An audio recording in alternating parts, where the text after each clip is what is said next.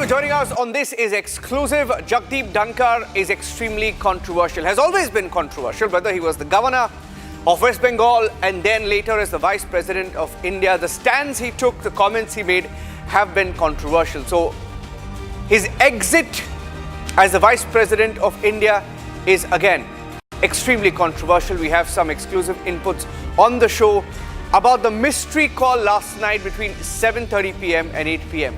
What happened in that phone call? Who did he speak to? All about that in the next few minutes. Here are the headlines.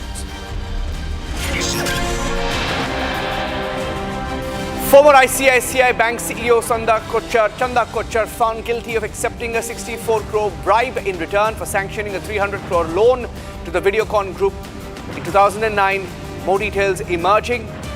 The tribunal has said it was a clear case of quid pro quo. The public has a big scoop on Jagdeep Dhankar exit. Exclusive details on the phone call between him and Jairam Ramesh last night. Was that the last call of Dhankar as the Vice President?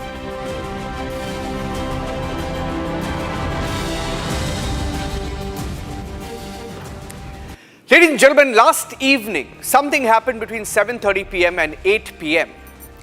Jagdeep Dhankar, who resigned as the Vice President of India last night, a little after 9 p.m., spoke to a Congress leader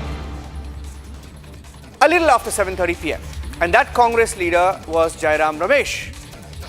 Now, there is a huge political speculation on the nature of the call and what was discussed in that call between Jagdeep Dhankar and Jairam Ramesh. Was there a phone call? Yes, there was. What time did the phone call happen between 7:30 p.m. and 8 p.m.? And there is huge speculation on what was discussed in that phone call. Now, was he taking a very pro-opposition line on impeachment? Was that call something to do with MPs, over 50 MPs meeting last night? Impeachment versus impeachment, was that another thought that came to the mind of the treasury benches? Was there an attempt to embarrass the government on impeachment? Now, these are some questions that remain. Abhishek Kapoor, our senior executive editor, joining us on the story because we have some details about that phone call, and perhaps the government knew something. Now, we are hearing that perhaps the government knew something about Dhankar's extreme proximity to some Congress leaders in the last few days. Now, there was a phone call between 7:30 p.m. and 8 p.m. And even Jairam Ramesh, the Congress leader, has admitted to that. He has said that this was what he put out. He said the sudden resignation of the Vice President and the Chairman of the Rajya Sabha is as shocking as it is inexplicable. I was with him alongside a number of other MPs until around 5 p.m. today and had spoken to him over the phone at 7:30 p.m. So we are hearing that that phone call, which Jairam Ramesh himself said was at 7:30 p.m., continued perhaps well into 8 p.m. It was over 30 minutes duration. And this is what Jairam Ramesh said. He said, no doubt Mr. Dhankar has to give topmost priority to his health, but he claimed that there was more. Yes, there is more. Let me go across to Abhishek, who is joining me live, Abhishek Kapoor. Abhishek, now this call is under scanner, right? We know something happened perhaps. Isn't it unusual that he speaks to Jairam Ramesh for half an hour and perhaps in what could have been one of his last calls as the Vice President of India, and that was to Jairam Ramesh? Now, what are the questions that emerge, Abhishek?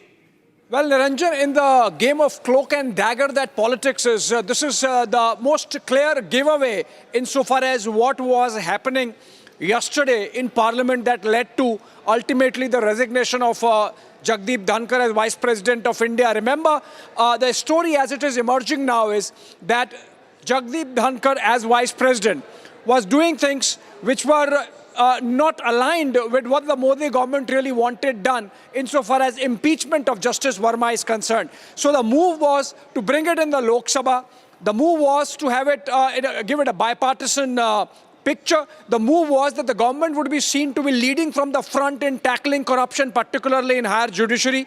And then you have parallel move being made by Vice President as Chairman of Rajya Sabha to let the opposition sort of steal the limelight, let the opposition sort of take a lead. And this move of Jagdeep Dhankar, the government was not aware. The government was caught unawares, and that was really not appreciated. Now, of course, there was a backlog of Jagdeep Dhankar positions which were not liked earlier by the government. For example, the comments she had made on agriculture, in the presence of Agriculture Minister Shivraj Singh Chauhan, the comments she had made sometimes, rubbing the government the wrong way, or even the manner in which he was taking on the judiciary again and again and again. Maybe the government did not want to really up the ante, but still carry on with the impeachment and to show that they were doing it, and they wanted it done to be in the Lok Sabha. So for Jagdeep Dhankar to have made a parallel move in direct,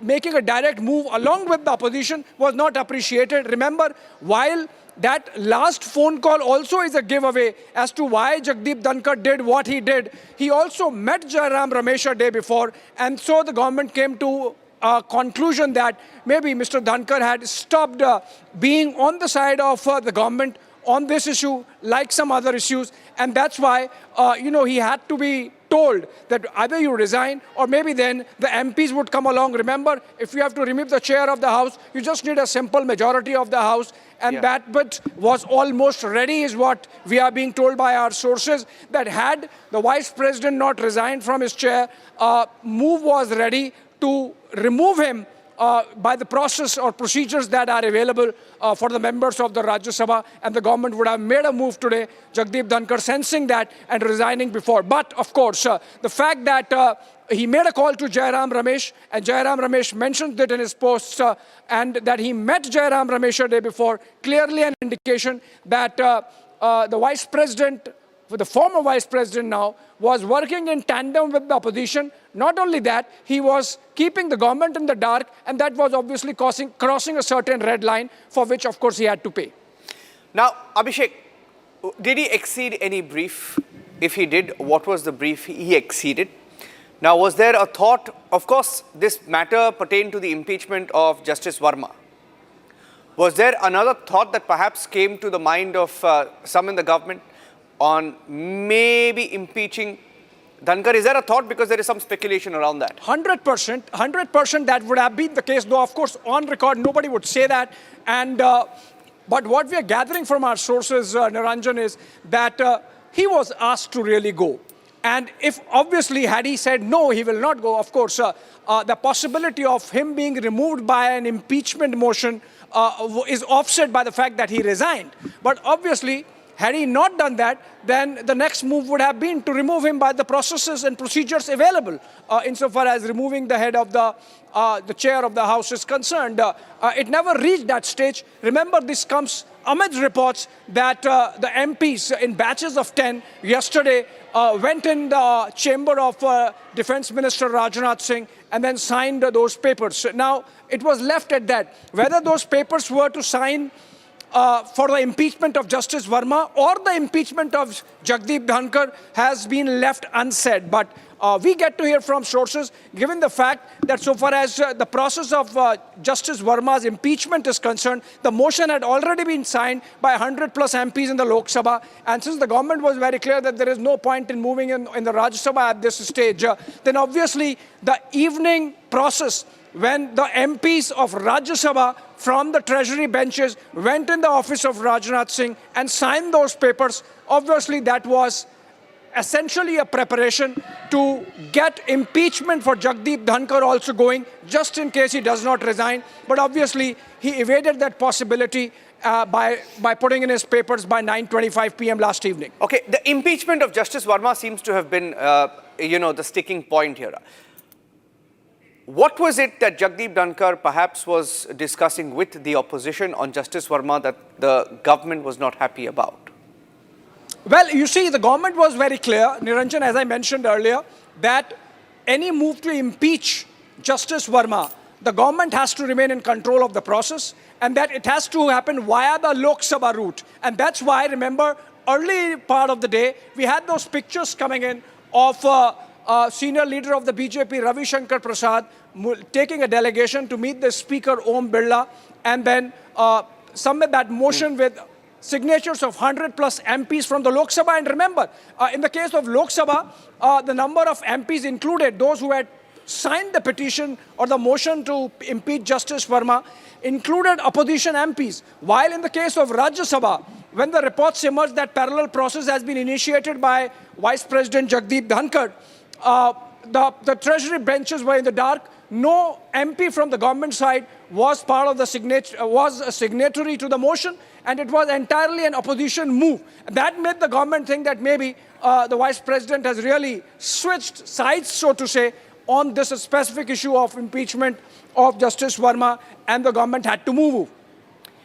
Stay with me, Abhishek, because our colleague Harsha was at the parliament today and she tried speaking to some of the parliamentarians on what they felt about the exit of Jagdeep Dhankar, the sudden and shocking exit of Jagdeep Dhankar. Here are some of the parliamentarians who spoke exclusively to Republic on the Dhankar controversy today. The Vice President resignation. What's your opinion on it? I feel serious doubt about it. I have seen him on the dais and I have seen him working properly. He was in the house yesterday morning. Then he was participating. He was advising people to follow whatever instruction is given. And suddenly, all of a sudden, the resignation in which he has quoted his ill health, I don't believe. I mean, age is a factor, but then it was not that serious that he could abstain from the house and something like that. And within last 15 days, or you can see in a month, have you ever heard Honorable Dhankarji's health is not good, he has gone for checkup or nothing? He was absolutely fine. You also believe that's a more that meets because the eye. the silence of the BJP speaks a volume. That's all. Yes, everybody was very shocked and taken aback. No one saw this coming, and I don't know what compulsions or what reason, but I wish him all the best for good health. And that is our primary focus, as he said, that for health reasons he's resigning. I hope there is nothing that serious about it, and we wish him good health. What does Akali Dal feel about it? Because everyone is stating that VP looked better yesterday. He convened Rajya Sabha. BSc meeting was also convened by him. Are you also of the opinion of the same what opposition party leaders are mostly stating? I don't know what opposition parties are saying. I have not had an opportunity to meet him, so I cannot comment on it. I can just go by the letter and what is in the social media, and I can just say that we are very shocked and saddened, whatever happened, and we pray for his good health. Jagdeep Dhankar a few days back had even indicated that he would remain the Vice President of India till his tenure ends in 2027. Here's that soundbite. So, he was clear he's going to stay, but why did he quit last night? Here's that soundbite. I will retire at the right time. August 2027. Subject to divine intervention. I will retire at the right time. August 2027. Subject to divine intervention. Okay, Abhishek, I'm going back to Abhishek because that call between Jairam Ramesh in fact tweeted Abhishek, said that I spoke to him, we all met, we all were in the same room at 5:30 p.m. and then I spoke to him again at 7:30 p.m. on the phone. So it was clear that he was obviously talking to the opposition MPs and he was meeting them. But when he met the opposition MPs in that meeting, which has been discussed at length today, they were not there. That is, the BJP MPs were not there, right? So it's obvious that the entire party perhaps was miffed with Dhankar all along. It's not only about last night, but it seems to have been something that's building up. Yeah, absolutely, Niranjan. So, look at the irony. Just 3 sessions back, this is the same opposition that brought in an impeachment motion against Jagdeep Dhankar. They wanted him removed. This is the same opposition which 2 sessions back was holding a skit session outside the house, outside the parliament, and mocking Jagdeep Dhankar. Remember that very famous Kalyan Banerjee footage where he's mimicking the then Vice President. And now the same opposition is all praise for Jagdeep Dhankar. They are calling him his guru. They are calling him a sophisticated legal mind. And I mean, much of it might be true also. But the fact of the matter is that this change of positions is essentially because Jagdeep Dhankar was engaging with the opposition in a manner that was not aligned with the priorities and objectives of the government. The classic example of which is this impeachment motion, where the government was very clear that they want to bring the process in the Lok Sabha and not in the Rajya Sabha. And yet, if Mr. Dhankar started this process, not only that, if he kept the government in the dark of the process to the extent that he accepted the motion from the opposition ranks and that no MP from the treasury benches was involved in that, insofar as the Rajya Sabha is concerned, then obviously the government really did not appreciate, not just not appreciate, it realized that this is crossing of a certain red line which should not have happened. And that's why, as I mentioned, I get to hear from our sources that Mr. Dhankar was told in no uncertain terms that either he has to make way or the government would follow the procedure to get him removed, which obviously means that he would have been impeached. So while the story begins with the impeachment of Justice Verma, it ends with the possibility of Jagdeep Dhankar himself getting impeached had he not resigned, which obviously he did, facing the choices that he had. But the fact of him having a phone call with Jairam Ramesh is something which is a giveaway about how the forces were getting aligned as a build-up to his resignation. And in a way, it's a giveaway of the realignment of Jagdeep Dhankar's position also vis-a-vis the government. The fact that last of his phone call happened to the opposition leader, in this case the chief communication, the head of communication of the Congress party, and not the government, is something which speaks volumes about the status of his relationship with the government in the last few hours of him being vice president of the country. Okay, thank you for that. Abhishek, stay with me. In fact, here's also a video on the highlights from Jagdeep Dhankar's last day in Parliament. He was in Parliament last evening and it was business as usual, but something changed a little after 9 p.m. Here is Dhankar's last day, that is yesterday, inside Parliament. Then the Speaker, or as the case may be, the Chairman may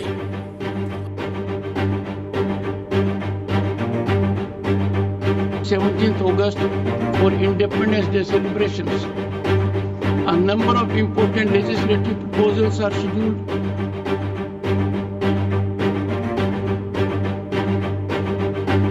Leader of the House, now you have made your point, sir.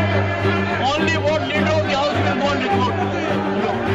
Is deeply engaged in political and social work in Assam, Shri Birendra Prasad Bes.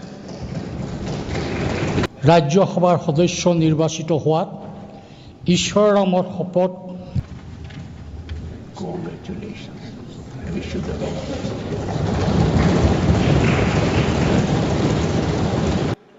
Honorable members, the day belongs to the leader of the opposition.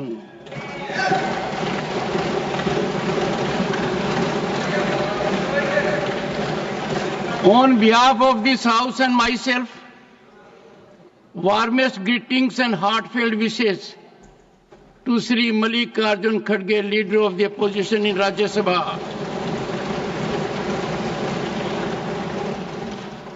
Our 5-decade political journey powerfully demonstrates unwavering commitment to democratic values and tireless national service. Tragic and cowardly terrorist attack in Pahalgam on April 22 took innocent lives, deeply wounding our collective conscience. In response, our nation stood united, rallying behind Operation Sindoor to neutralize terrorist hideouts across the border. The resolute bravery of our armed forces, combined with the steadfast solidarity of our people, powerfully reaffirmed our unwavering commitment to protecting the unity and integrity of the Republic. Honorable members, with deep sorrow I refer to the tragic crash of Air India Flight 171 on 12 June, claiming 240 lives. This heartbreaking tragedy has brought immense grief nationwide. While investigations continue, we mourn this profound loss. On behalf of the House, I offer heartfelt condolences to the bereaved families and to all those affected by this tragedy. Honorable members, this session comprising 21 sittings includes a recess. I have received a notice of motion under Rule 167 from Sri Samik Bhattacharya to discuss Operation Sindoor, a landmark in military brilliance and diplomatic outreach, which I have admitted for discussion as no day yet named a motion. The date and time for discussion would be decided after consultation with the leader of the House and other leaders. I need to inform you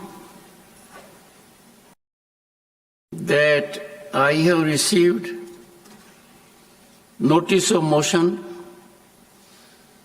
under Article 217, 1B, read with Article 218 and Article 124, Sub-Article 4 of the Constitution of India, along with Section 31B of the Judges Enquiry Act 1968, to constitute a statutory committee for removal of Justice Yashwant Verma, Judge of the High Court of Judicature at Rajasthan, at Allahabad. This has been received by me today. It is signed by more than 50 members of the Council of States, and thus it meets the numerical requirement of signing by members of Parliament for setting in motion a process for removal of a High Court judge. Big debate coming up at 8 p.m. tonight with Arnab, where he will be looking at the Jagdeep Dhankar exit controversy as well. Trending next with